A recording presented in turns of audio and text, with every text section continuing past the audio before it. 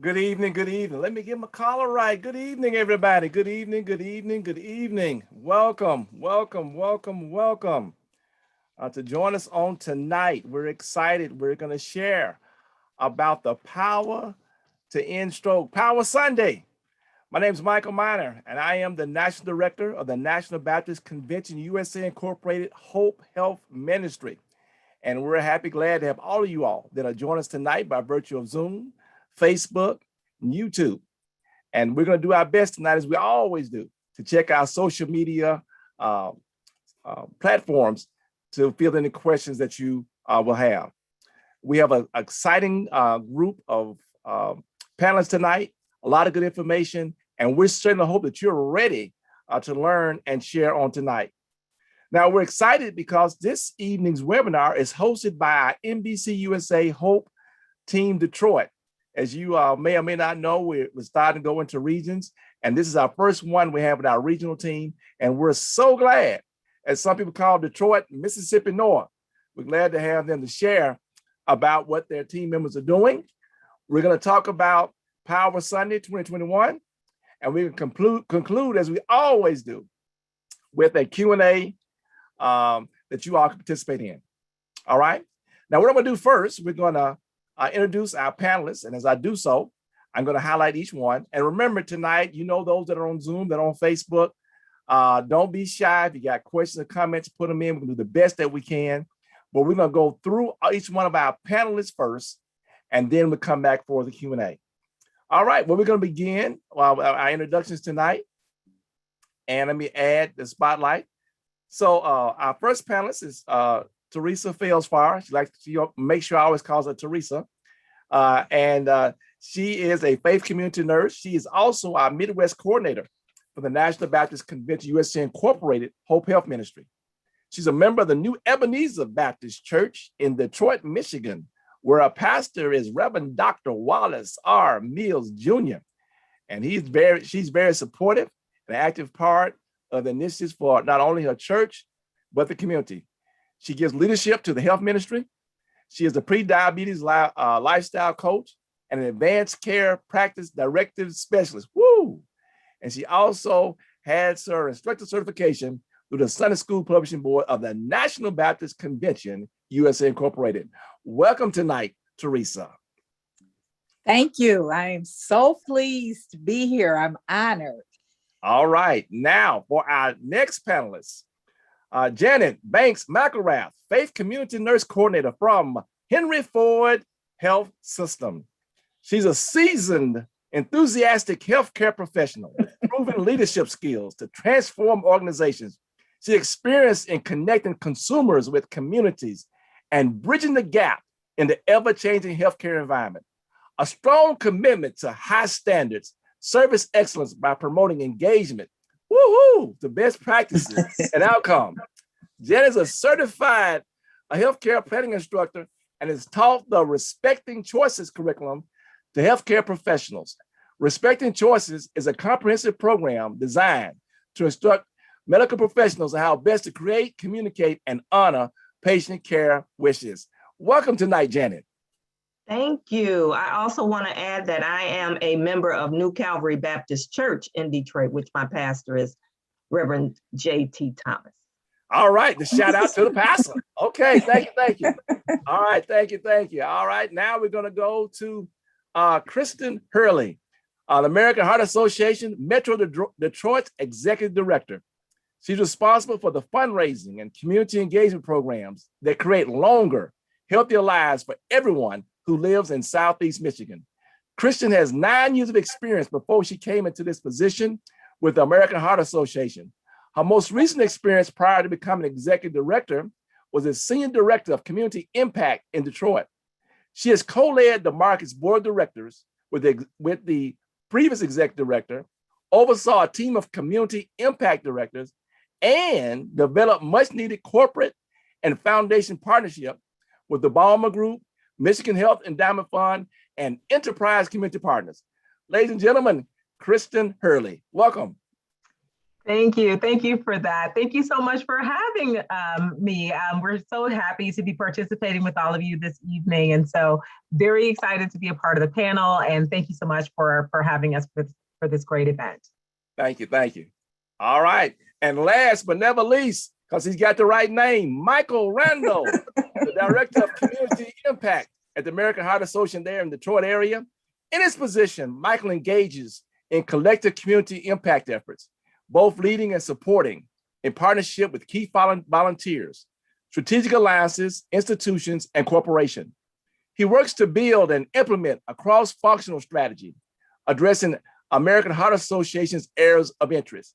He also works to identify and assist in recruiting diverse volunteers to serve in leadership roles on market board of directors and event executive leadership teams. Ladies and gentlemen, Michael Randall. Welcome, Michael. Thank you, Michael, and thank you all for having us. Very excited to be here to share this very timely and important information. So thank you all for joining online as well. All right, thank you, thank you, thank you. All right, and then of course we'll have all our Hope team. They're on here with us. You know, Linda, Sister Carper, you know what your deal is. You make sure you're checking our Facebook page. I got the YouTube page up, and we're going to do the best that we have. We do want to acknowledge our partners in sharing on social media.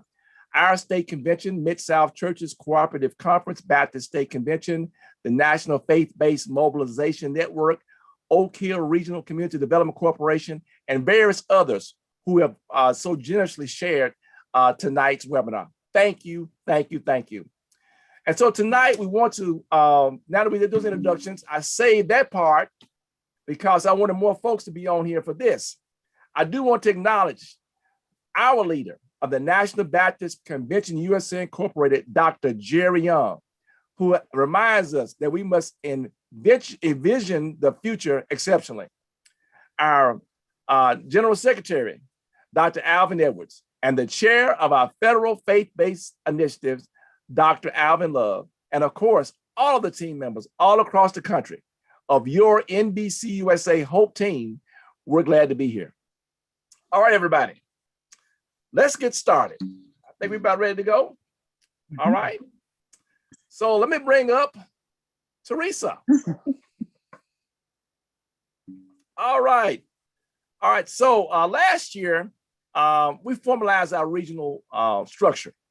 And our Midwest region includes, let me read this so I get it right, Illinois, Indiana, Iowa, Michigan, Missouri, where you are, Wisconsin, Ohio, West Virginia, and Minnesota. Now look, this is from our parent body. People say, West Virginia is Midwest, but anyway, that's where the regions are. And we're blessed to have an inaugural point person in Sister Teresa Fales-Farr. She's our coordinator. Welcome to our team, Teresa. Thank you so much, Dr. Miner, and thank you to all the panelists and the speakers tonight. All right.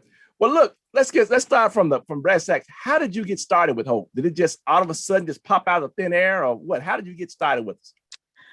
Well, no, I've always been a part of the National Baptist, and I was part of the nurses, but then I decided that we needed some more resources. So I saw Hope Health Ministry on there.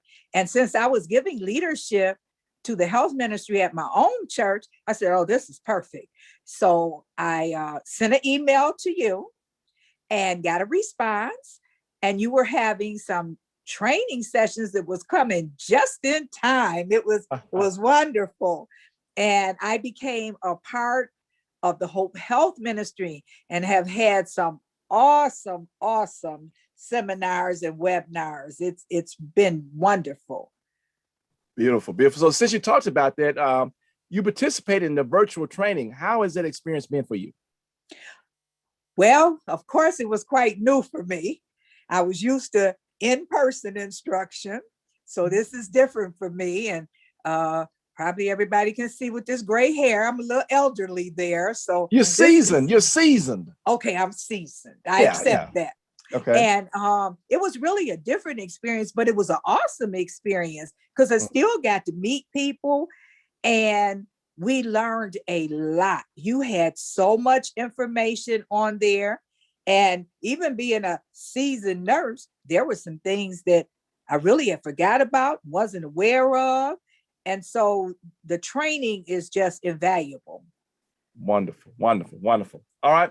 So now what is the Hope team? I know y'all just got started, but has the Hope team Detroit done anything over the last year? And Oh, Hope Team Detroit is on the move. Oh. We're on the move. There should not be any hungry people in the Detroit metro area or the state of Michigan. Now, if it is, it's because we're not getting enough resources out there, and we will work on that. But our churches are busy. They are providing food boxes with staples, with canned goods, fruits and vegetables. We have all types of food out there. At least one day a week, you can find churches all over that are providing this service. I would say any day of the week. They just need to get the contact information. Okay. We're also providing education on COVID-related issues. We're doing PPE, which is the protective personal equipment in terms of masks and hand sanitizers. Okay. Now, with the masks, we received a donation of 20,000 masks. You're wrong. You mean 2,000, right? You don't mean 20,000. That's a lot of masks. Oh, no, I mean 20,000. 20,000. Wow. Yeah, I think so. I think those came from the Hope Health Ministry. Oh, okay. Yes. And I was shocked because when I told my pastor we had some masks coming, we had no idea it was going to be like that. But it's been a true blessing.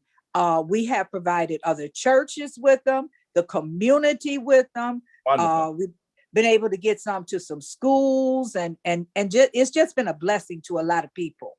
Wonderful. And we thank you for that. All right. Okay. Well, now if I can, I'm sorry. I just wanted to give a little shout out to a few of the churches that are really on the move. And besides New Ebenezer in Detroit, there's El Bethel in Redford, New Bethel in Detroit, Christland in Detroit, Messiah in Detroit, Mount Calvary in Flint, Galilee in Detroit, True Love in Detroit, First Trinity in Flint. True Love. Yes. That's Trinity, my cousin over there. Yeah. In Pontiac. Yes. You were there last year or a year before. Right. Hopewell in Pontiac, New Light in St. Clair Shores, and New Testament in Ypsilanti. That's just a few.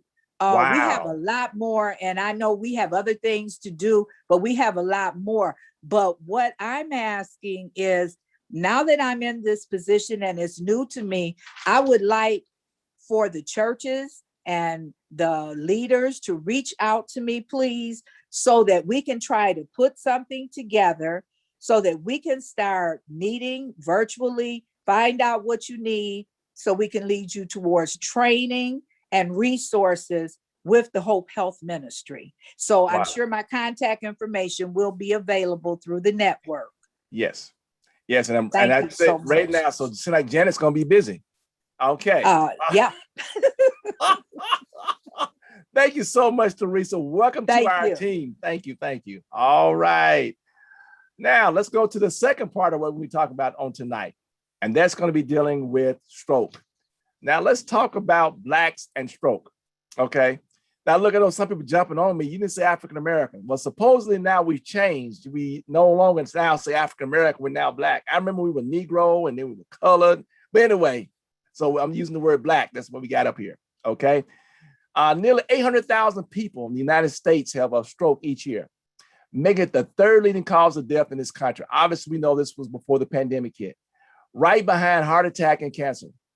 And statistics show that Blacks are at a greater risk than other groups.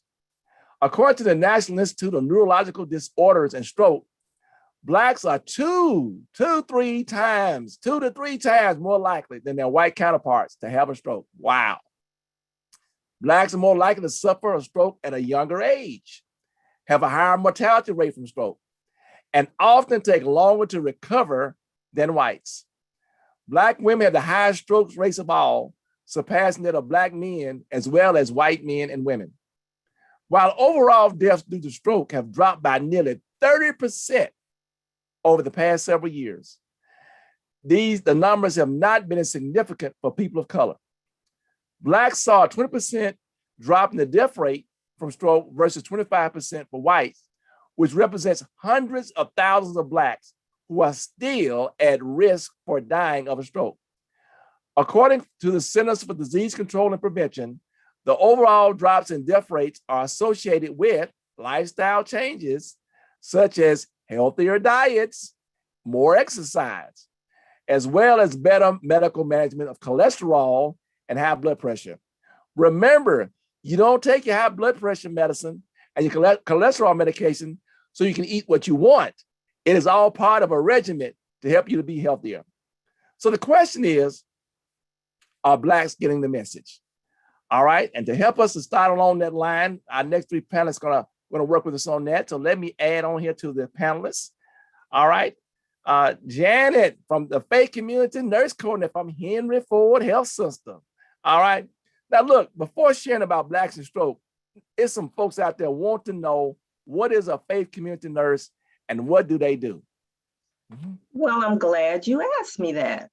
Faith community nurse is, we are trusted messengers. Nurses are, you know that, right? And we do have, our network is comprised of people who are volunteers, nurses, and lay health ministers. They're not only nurses, they're people who really care about health. So we have people from all walks of life, but we educate them on the message. We make sure that they possess the toolkit. But the nurses that are in the church are the ones who educate. We meet the congregation needs in respect to health promotion, health screening, referral resources, counseling, and integration of pastoral care with other means of care, such as community outreach and a means to fulfilling one's faith. So we kind of, help guide that message along. And what you were saying about all those numbers, we have to continue with that conversation ongoing. So the more that we talk about it, the more people will learn, the more people will become educated, and we're hoping that we'll decrease those numbers. Okay. All right. Well, speaking on that, what has been some of the health initiative you've championed the last few years? Well, you know what? Yeah, for that. Yeah, I'm doing that. And then I guess as you know what? Wait a minute. You know what? You made me think about something. Let the preacher me come out, okay? You said faith community nurse. Hold on now. Let the preacher come at me now. How do you integrate faith in your work? And has the faith impact? I mean, do you pray with folks? Do you share scriptures? I mean, are you limited? I mean, how does this thing work with the faith? We out here doing it all. We are out here for the people, out here on the streets. We're praying with them. We are giving the message. We're meeting them where they are. So we're doing it all. We're doing it all. We have I'm just really proud of the fact that we have in Detroit, I have at least 20 congregations, maybe about 5 or 6 that are a part of the convention. And I also have a network in Macomb County, and we have about 20 churches there as well. And we meet once a month. We share resources, we work with the community, but this past year, we have really bumped up. You think that COVID restricted, it did not. Did not, praise God. I would just like to shout out some of the things that we have done. Wow. You want to hear some of the things? Go ahead, get me excited, go ahead. Some of the things that we have done during COVID, when it first happened, people were really, they didn't know what to do. So I brought in people that CEOs of the hospital to come and talk to you, let you know what's going on in the hospital. We had Zoom meetings with people, especially Christian came in and talked about the American Heart Association and COVID with heart disease. we've had the churches that integrated with Gleaners and Forgotten Harvest and delivering food. I want to shout out one of my nurses that is now working to help make sure that the churches are sites for COVID-19 vaccines. Awesome. Latanya Davenport, I know you out there over at El Bethel, and she is working to help us to integrate and make sure any of you nurses, any of you churches in Detroit, if you are interested in becoming a host site for COVID-19 vaccines, we will help you start that out and get that going. We're doing COVID testing. We're doing what else? We're doing the COVID testing. In fact, we've given out hand sanitizers, masks. If you need it, we got it. Wow. So we have all the resources that we need. And we're also having opportunities for some of the churches that have applied for grants and have received them to be able to continue to work within their congregations. All right, that's Detroit. And also for those that are nationwide, if you're interested, just email us at info@hopenbc.com. That's info@hopenbc.com, and we try to work with you where you are. Okay, now that's great. Now, what have been some of the major initiatives that you've championed over the last few years? Well, I would say last year we partnered with the American Heart Association to attack and make sure that people are aware of hypertension. And they rolled out a hypertension self-management program where we equip they equip the churches with Chromebooks, apps, and information on how to educate the parishioners on monitoring their blood pressures, even giving them blood pressure monitors to be able to do that. We're continuing that work. We've worked with the American Cancer Society, and they have given us materials on cancer. And right now we're in the process of making sure that the mobile mammography mobile will be at your churches if you need them there. They will be giving out mammograms for free. So, you know, whatever the needs are, we try to address that and work with the churches and make sure that they are connected to these resources for their congregation. No congregation is too small. We work with small and we work with them all. So look, she got it around me, y'all. Work with them small, work with them all. Look at y'all. Okay.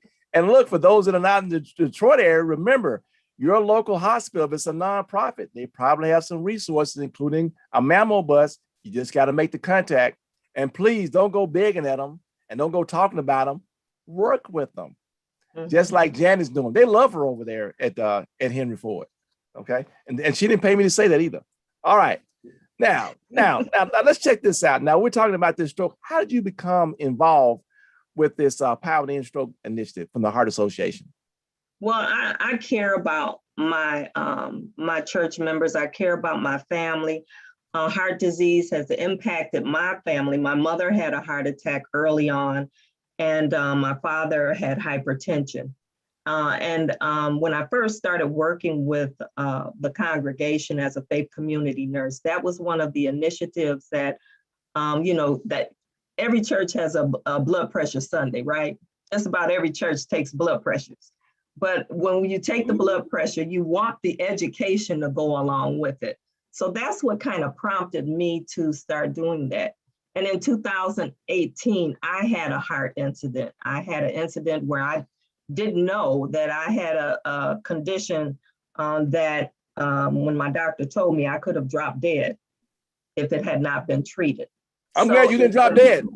I didn't drop dead. God saved me. But those are some of the things. It's personal to me. It's personal to me because of my people, and I love my people, and I know that that's one of the number one killers of our people is heart disease. So that's how I became involved. All right. So now, when is Power Sunday? We've been talking about that. When is Power Sunday this year? Power Sunday is May 16th. The third Sunday.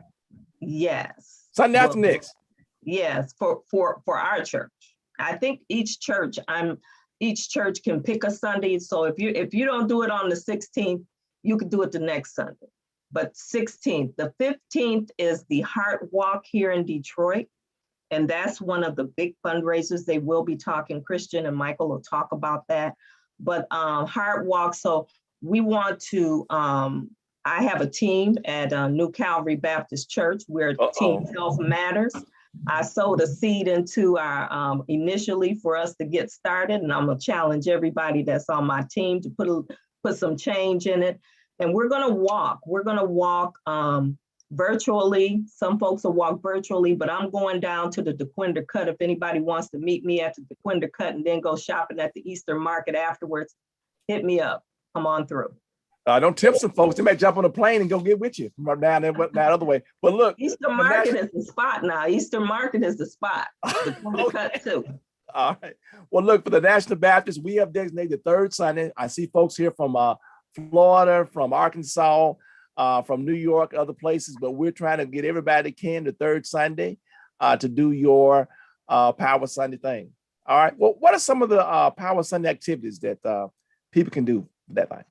Well, when you get that toolkit, there are so many different things that you can do. Even the pastor has a script. So all you got to do is just get your little piece of paper, talk about it on Sunday, the statistics, put it in your bulletin. There's so many different things that you can do. And I don't want to take away Michael and Christian's thunder, but yeah, there is a toolkit. I don't know if you're going to upload that or not. Yeah, we have the old one, and we're gonna, as soon as it's done, we go upload the new one. We were so glad, we were glad to get the new one. I did one of them little Holy Ghost dances because the one we had about 4 years old. So yeah. I know. Look at Christian, like, oh, that's all right. We got the new one now. That's all right, Christian. We got the new one now. Okay, all right. Is there anything else you want to share before we get off, other than you and Teresa, like salt and pepper? They go together. That's my partner there, Teresa. I'm gonna be nice. I'm gonna be nice. Teresa, be nice tonight. But I just want to say that my network of nurses and health ministers through the Henry Ford Faith Community Nursing Network is awesome. They do great work, and we all work together to make sure that our members and our community is well educated and informed and equipped. So, I mean, you won't come to my church unless if you come to my church, I'm gonna hand you a mask, a hand sanitizer, and a box of food. Wonderful, wonderful. Thank you so much, Janet, for sharing on tonight. All right. Thank you. All right, now we're moving on. We're moving on up. All right, let me bring up Christian. All right, let me add the spotlight here.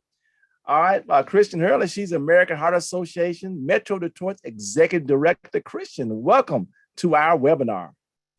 Thank you so much for having me. This is so exciting to be here. I'm always happy to be here with my buddies, Janet and Teresa. We've done so much work together in the community. And so any opportunity to share with you all, I'm happy to be here. Thanks for inviting us.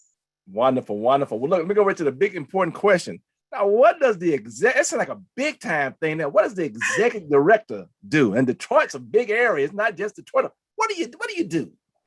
Yeah, so I mean, ultimately, I think to make it really simple, I think the ultimate goal for me and for the American Heart Association is really to build culture of health, and when I say culture of health, it's about sort of transforming communities so that the healthy choice is the easy choice, where people live, where they work, where they play, where they pray, and where they learn. So what can we do in those environments to really ensure that those environments are supporting a healthy lifestyle and helping people to sustain it as well? So everything that we do at the American Heart Association, I feel like comes back to that basic tenet of just inspiring longer and healthier lives. All right, so you sound like you're the lead cheerleader. Okay, all right. So how's your previous experience that you have the association has helped you in your current position? Yeah, it's invaluable. I mean, it is, I've spent the past 9 years working in communities, as Janet said, doing self-monitoring programs for high blood pressure. High blood pressure is the #1 indicator of Okay. whether or not someone is going to have a stroke or heart attack. And so we found early on at the American Heart Association that if we can make an impact there in blood pressure, particularly in Black people, because we have the highest rates of high blood pressure in the world, we can make an impact on outcomes as it relates to stroke and heart attack. And so, I mean, being able to be on the ground, being in those congregations, talking with people, seeing the need, right? Makes what I do now, sort of overseeing all of the work of the American Heart Association, it brings it to life. And I think it really allows us to ensure that all the work that we're doing, everything that we do at every level, from Go Red for Women, our Heart Ball, our Heart Walk, as Janet talked about, that everyone has an understanding of how we are leveraging these dollars. When you're doing Heart Walk, you're not just walking, you're creating a life-saving difference for individuals and communities. And I think, you know, being in that role, having that opportunity to build these relationships and seeing how the work that we do, you know, truly does save lives, it's very impactful. I'll share just a quick story. You know, just last year, we did a blood pressure self-monitoring program. This was back when I was in my previous role. And I got a text message in the middle of the night. You know, like, who is texting me? And a lady who was a part of one of our self-monitoring programs was texting me to let me know that she'd taken her blood pressure and it was incredibly high, and had reached out to her federally qualified health center that, you know, we were partnering with on this initiative, and they told her to go to emergency, and she did, and they found that she'd had a stroke. She'd had a mini stroke. Wow. And so by her going in, people don't know, but a mini stroke often will precede a massive stroke, right? And so the fact that she was checking her blood pressure and she knew that it was out of hand, and she reached out to her primary care physician, she got the help that she needed. I mean, that's a life saved. And so being able to take that kind of experience into this new role, again, it just fires up my own passion for the work that we do. But it just allows me to ensure that those kinds of stories, the stories of the people in our communities who need the work and the support and the resources that we're bringing, that those messages are heard so that we can raise the funds that is needed to continue to support those programs. Wonderful, wonderful. Some of that, what are some of the key initiatives that you all are doing there in the Metro Detroit area?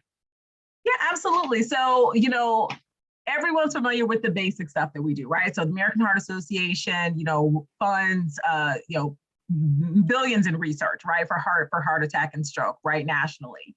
But we also do a lot locally. We do a lot around what we call our social determinants of health, which you guys are all familiar with. And so how can we work in communities to ensure that, again, that those environments are supporting healthy lifestyle? So it's hard for people to exercise at home if they don't have a home. So we work a lot in, you know, we want to make sure that everyone has access to affordable and safe housing. So we have it just recently, and I don't want to steal Michael's thunder because this is really his baby. He just did a great program with our faith community on inspiring affordable homes and actually having congregations build on property that they own in the community. We also do a great deal of work around what we call policy systems and environmental changes. And so, for example, we have an initiative in the city of Detroit that works with early childhood education. It's called Healthy Way to Grow. And so we are partnering with 43 early childhood centers in the city, and we're helping them to build actual, again, that environment. What does your center say as it relates to what these kids should be eating every day? Do you allow them to bring sodas in? Are you serving them juices? What do you eat? What are you feeding them? So we help them build policy around the food that is being offered, how much physical activity the kids get, how much screen time they're getting. Surprisingly, people show, you know, kids in early childhood centers, they'll put them in front of a TV, right? And so we have to build policy and provide education around, you know, how much is healthy. We also work with them to ensure that the things that the kids and the teachers are learning in school are making at home, and ensuring that the families are creating that healthy environment at home for these kids who are 0 to 5 years of age. And during COVID, that was also interesting. We found a lot of families were struggling, as we all know, with food support. So, you know, as Teresa said, the churches are getting involved, making sure they're feeding people, but we had families coming to the center and sharing that they could use some additional resources. So we were able to leverage some of our partnerships to provide fresh fruit and vegetable boxes to some families who were in need within that program as well. So that's just a couple of examples. And then of course, we got all the work that we're doing in the faith community and our self-monitoring programs and work around hypertension, cholesterol, and diabetes that we work on locally in our market as well. Wow, I want to give a shout out to the thing about that 0 to 5. I know in our area we have the Excel to 5. I think Pastor Andrew Miller, he's an alderman down in our local area. So I think the church need to jump on that first thing, because Christian, I almost cried a couple of years ago. I had a young lady in my church. She was like 4 or 5 and couldn't read. So we get our work cut out for us. I like that. But look, what is Power Sunday? Yeah, so, Power Sunday is an opportunity for congregations to, well, first of all, May is American Stroke Month. I don't know if we've said that, but it's American Stroke Month. You just said it. Yes. Okay. So this is the opportunity for all folks in America to be really taking the time to learn about stroke, right? Learn about the warning signs and the risk factors and how they can reduce their risk.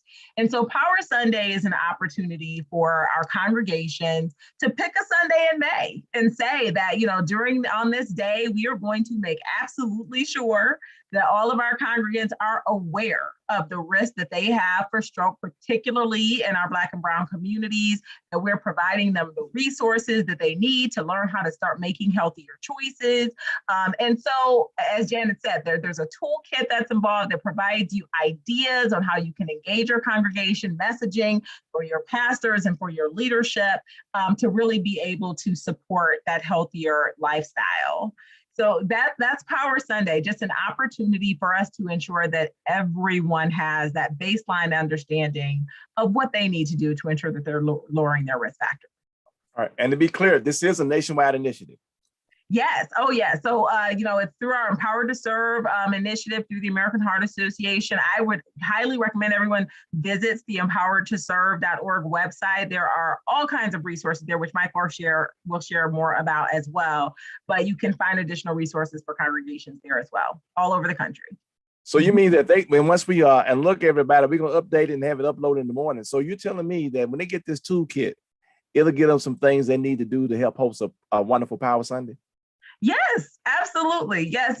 And ask Teresa and Janet, they've been doing Power Sundays for a decade, right? And so they know. And, it's really use your own creativity too. What we give you in the toolkit is ideas. Here's some things you can do. Here's some recipes. Here's some great ideas. But, build upon that. You've got faith nurses, have a screening for blood pressure, right? Bring in some additional resources. We've got all these mobile units now doing, COVID testing and providing fresh food. People just kind of use this opportunity and build upon it. What can we do on this day and really make sure that we provide people the greatest and deepest level of resources and support that we can. So don't be limited either by the toolkit. Let it kind of give you some ideas and build upon that and let it inspire you to really make something fun for your congregation. Well, look now, is there anything else before we go to Michael? Is there anything else you want to share tonight, Christian?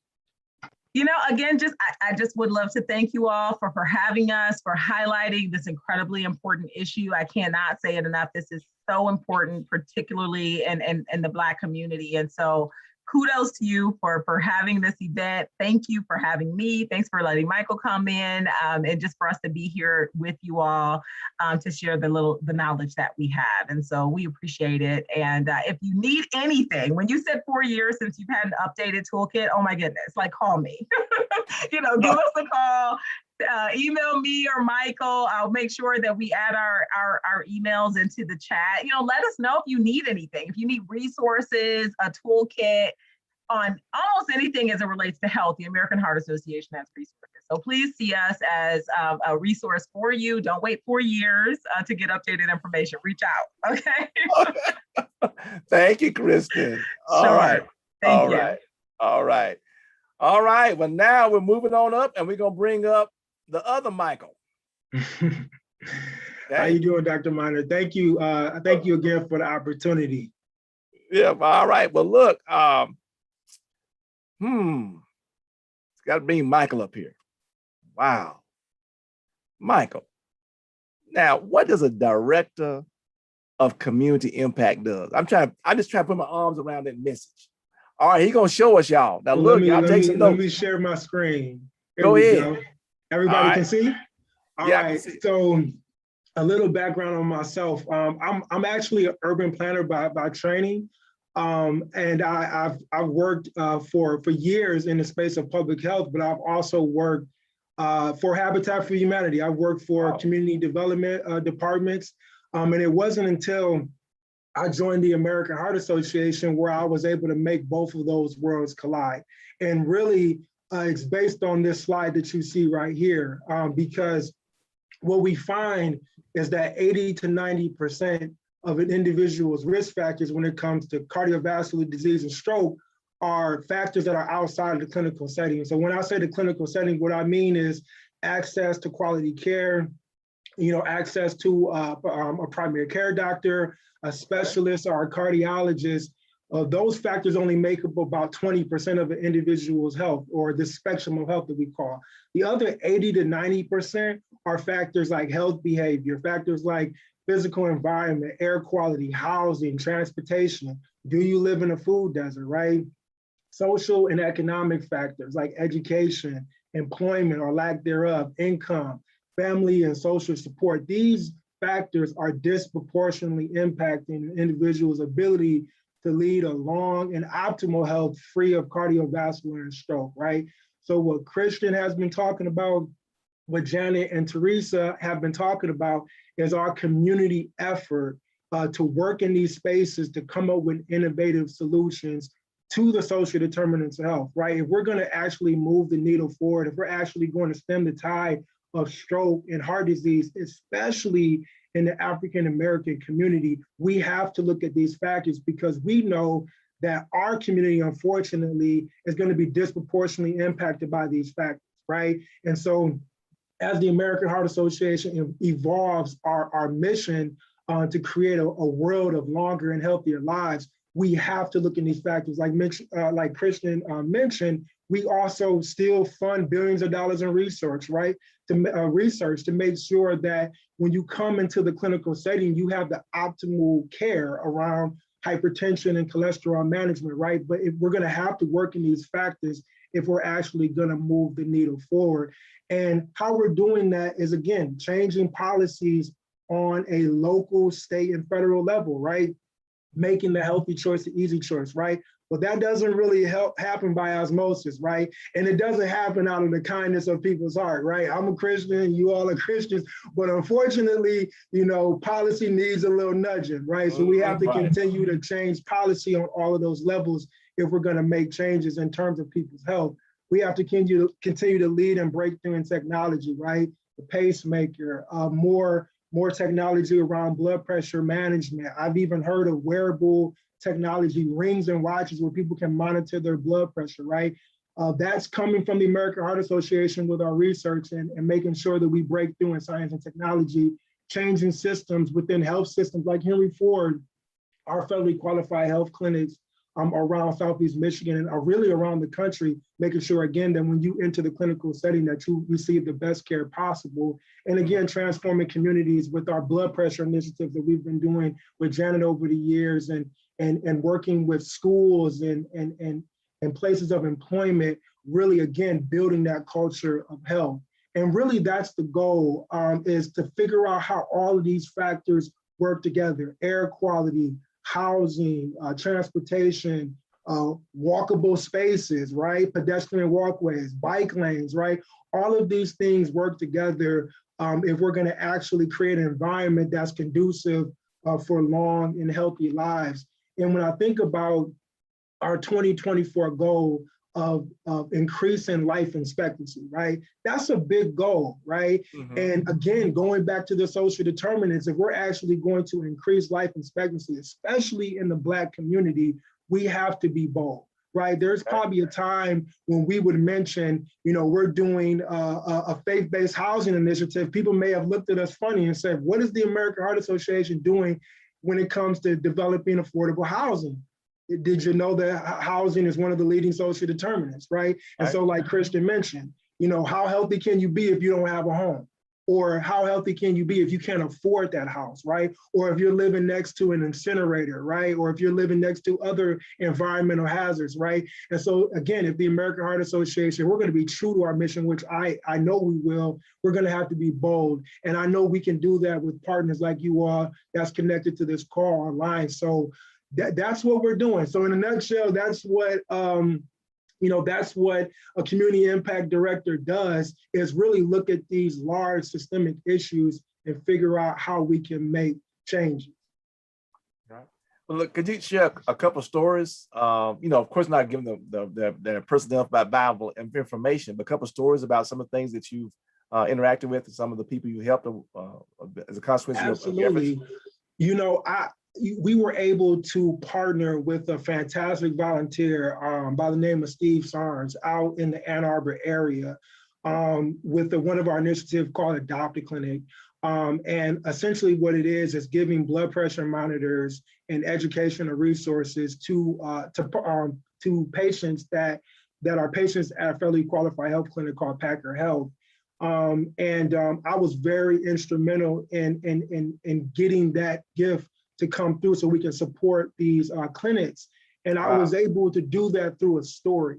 And the story was when I was a community health worker, I had a particular patient that wanted to monitor his blood pressure at home, but could not because he was dual eligible for Medicare and Medicaid. But for whatever reasons, again, going back to policy, Medicare and Medicaid do not cover blood pressure monitors in some states. So this particular patient was not able to procure a blood pressure monitor. And so I, just being the person that I am, seeing barriers, I just went to the local durable medical equipment supplier and I bought one for myself. And that, I remember, standing on his porch and it brought him to tears. Because I left and say, we can't help you with this. And I just came back, knocked on his door with the blood pressure monitor, and I was able to give it to him. And I was able to share that story 4 or 5 years later. And we were able to support over 500 patients now getting a blood pressure monitor. And so I can't remember that patient's name, but I don't know if he realizes that his story and what I was able to help him with, again, breaking those social determinants on a very personal level, I was able to share that story and now impact more lives and potentially save lives, because we understand that self-monitoring blood pressure is your #1 line of defense for reducing your blood pressure, right? And so if we can get patients, like Janet was saying, if we can get patients to understand the risk factors, understand the importance of self-monitoring along with the education, right? It's not enough to know you're hypertensive if you don't have the education and the support system to help you. But now we're able to continue that based on that story. So this is real life. This is what it looks like in real terms when we talk about social determinants and these barriers that exist and how we're breaking them through our awesome volunteers. It sounds like to me your recurring theme. I'm gonna put a challenge out here. So several pastors and other people that are close to their pastor on our webinar tonight. It sounds like some of our churches need to purchase some blood pressure cups. Absolutely, absolutely. Because the barrier still exists. Especially if you're on a fixed income. If you're receiving Medicare, Medicaid. I know every state is different. I know we have representation around the country. But a lot of it is based on advocacy as well. So, purchasing the blood pressure monitor, but also working with us in terms of advocacy, those stories can make it to a state house. It can make it to a federal, the federal government when it comes to CMS, Medicare, and Medicaid, and making sure that health plans like Medicaid and Medicare or other HMOs cover this very vital life-saving instrument in a blood pressure monitor. Well, how do your efforts support Power Sunday? So just like this, making sure that we continue to connect with the community. I'm going to get my church involved in this because it's very, very important. And so when it comes to our faith-based partners, Janet would tell you, these are the most vital partners we have in the community. right? This faith-based housing initiative that we were able to get off of the ground, it was only made possible by the work that Janet and Teresa and Christian have been doing over the years, using those same inroads that we created with these partnerships. We go to our faith-based community first when it comes to connecting with specific populations, because you all have the trust and you all have the built-in mission. So it starts with things like this, just having the conversation, but making sure we get you the up-to-date information. You know what I mean? We don't want you with a 4-year-old toolkit, you know what I mean? But also, you know, creating these lines of communication and encouraging other people to join as well. All right. Was there anything else you want to share? Anything else you want to share that we didn't cover? Absolutely. So I'm just gonna, I do want to share just a few ways that you can get involved. Of course, we talked about the Power Sunday Toolkit. You're the Cure is our advocacy arm. So I talked a lot about advocacy because it's very, very, very important. And many voices make a difference. Many voices make a difference. And so I encourage you to go to you'rethecure.org and get on an email or a mailing list to be up to date with what's going on in terms of grassroots advocacy in your area. We also have Empowered to Serve modules, and they're just as the name implies, Empowered to Serve. These are prefabricated health and wellness modules that are available to you all, and they're designed to be led by the community, right? Oftentimes, Christian and I will come and maybe do 1 or 2, but the goal is to transition that module to a local leader that has the trust of the community. So these are prefabricated modules that are all science-based, right? Around health and wellness and our Life Simple 7. So I encourage you to reach out to us to get those modules, or you can go to empoweredtoserve.org to get those modules as well. And this is your, this is the local Detroit community impact team, myself and my counterpart, Mitzi Cardona. But, Dr. Minor, connect with me and we can try to maybe figure out how we can connect with local community impact teams around the country. There's CI teams around the country, right? And we all essentially have the same mission and the same mandate, and that's to connect with community leaders to prolong our mission. So this is the local team. If we have any local Detroit churches on the line right now, but Michael, let's get together and figure out how we can connect other churches with local CI teams to get these resources. That sounds like a plan. It's like a Absolutely. plan. Michael, I appreciate you. You can't be too bad, man. You got a name like Michael. That's all right with me. Absolutely. Thank you, Dr. Minor. All right. All right, look, well, a big thanks to our panelists. We've covered so much so far, but the best part is coming now. We want to hear from you. Those of you on social media, and I've been checking back and forth, quite a few people have been watching this on social media. You may type in the chat or raise your virtual hand, and we'll see can we unmute you. And those on social media, we can do the best we can to capture your questions. Look, before we go any further, we also want to remind you about one of our newest initiatives, the National Institutes of Health All of Us Research Program. The NBCUSA is an active participant. The program is conducting monthly surveys during the pandemic on how people are coping. And we hope that you'll participate in this and that you'll become 1 in a million. If you'd like to learn more about this effort, email us at info@hopenbc.com. All right. Some questions. Oh, okay. All right. Let me bring in our panelists so we all can be up. All right. And we add the spotlight here so everybody can be up here and we can be in the mixed. Okay. And not forget Michael. Okay. All right. So we have a question here. I guess this must be for Christian and Michael. It seems, I guess, how can I put this diplomatically? It says, seems like you all are so excited and do a whole lot of things with your group there in Detroit, but it doesn't seem like it'd be the same in other parts of the country. Well, sound like some shade to me, but anyway, go ahead. Well, I guess if it seems like we're focused on Detroit, it's because that's, I run the Detroit market, but there are staff from the American Heart Association all over the nation. And so if you were to let me know where you are, I'm sure I could find a community. I don't think they're gonna do that. I think that was just kind of like a thing that said that maybe they had a bad experience or something. I don't know, but I thought Oh, I felt boy. the shade. I felt the shade. Well, I hope that's not the case, but again, you utilize the resources on the website.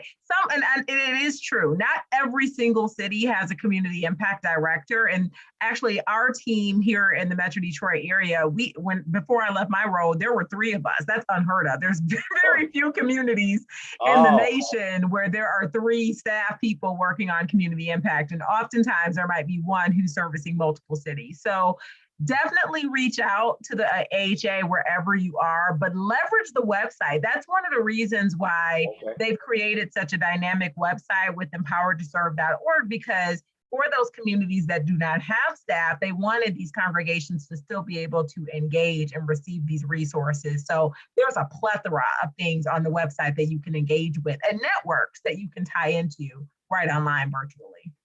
Okay. All right.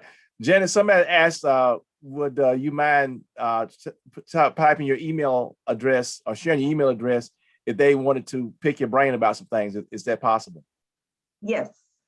All right. Should I put it in the chat? Put it in the chat, and then Sister Copper, remind me. I'll put it out on our Facebook thing too as well. All right. All right. I guess you got some people really all fired up there, Janet. Yeah, come on with it. Okay. All right. So Teresa, they're asking now, what if you're not a nurse? You do all this training, whatnot. What if you're not a nurse? Is there a place for a person that's not a nurse to do this thing with this health efforts? Oh, absolutely. As Janet said, we use laypersons also. You do not have to be a nurse to be a part of us. All you have to do is be a person that loves people, have a willing heart and spirit, love the Lord, and we're going to see to it that there's work. Remember, there is plenty of work in the vineyard. We just don't have enough people out there to get in the vineyard. So come on with us. We'd be more than happy to have you. And if you are within the Midwest region, please, please, please, I ask that you reach out to me so that we can start putting some things together so that by the time Dr. Minor takes us back to in-person with Dr. Young, in-person convention, June 2022, we can really show them what we've been doing. Praise the Lord. That sounds like a challenge. All right. Yes. And don't forget, for those that are watching anywhere across the country, we will have our monthly meeting for Hope on the second Thursday in May 13th. And if you're not already on our contact information, email us and we'll get you the Zoom link. All right. So Michael, there's a question about the 2 different kind of P's for policy, the little P policy and the big P policy. Some people are concerned about that big P. They don't want to go up to the State House. But there's some things they can do in the little P policy that can be helpful. Absolutely.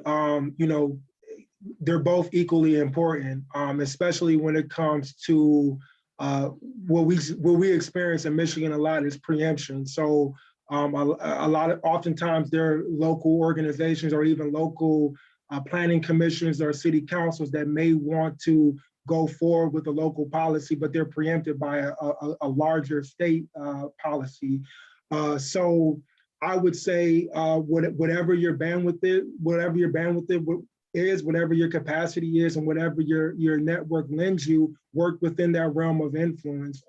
There's no such thing. I know we distinguish big P and little P, but I've seen acts of local legislation make a big change. I've seen small neighborhood associations with 4 or 5 elderly people make a huge change as well. So when it comes to the American Heart Association and our overall mission of a world of longer and healthier lives, all of these policies are equally as important. So I hope that answers the question, and I hope that it's inspiring as well. Work within your influence, work within your network, and all change is big. All right. All right. Well, I think that's all the questions that we have, and we look like we're still ending up on time. We try to keep this to an hour, but I want to thank you, Kristen, Janet, Teresa, and Michael for joining us on tonight. We hope that you will hang tight, because what we always do once we go off live on our social media. We do allow a few minutes for those who are on with Zoom to interact with you all. So just hang tight here a second.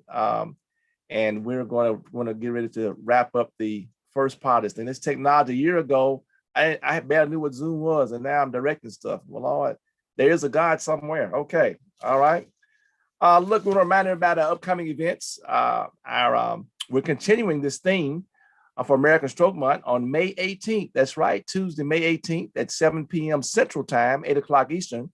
We're going to have another stroke awareness webinar from Team Louisiana. That's May 18th. For those of you all that are on our regular mailing list, we'll make sure to share the information with you. Then on May 20th, that's a Thursday, the same week, we're going to do our second in our Turn Obesity Around series.